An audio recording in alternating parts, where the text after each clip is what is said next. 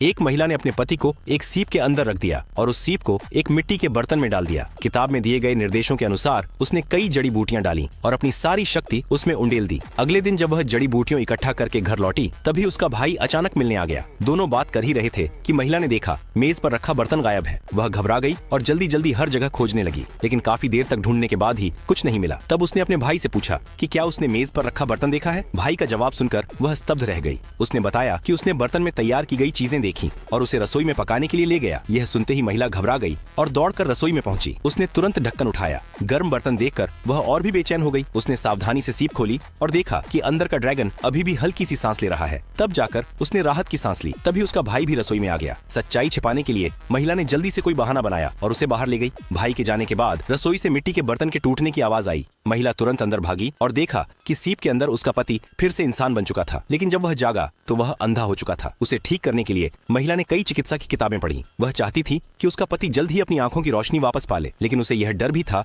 कि वह बहुत जल्दी ठीक ना हो जाए, क्योंकि यही समय उसके जीवन का सबसे खुशहाल दौर था। एक दिन जब वह उसके बाल संभाल रही, तभी उसके पति ने अचानक आंखें खोल दी और पहचान लिया कि उसकी देखभाल करने वाली वही पत्नी है जिसे वह कुछ समय पहले छोड़कर गया था। उसे डर था कि वह फिर से उसे छोड़कर ना चली जाए। दोस्तों, अगले पार्ट के लिए सब्सक्राइब करें।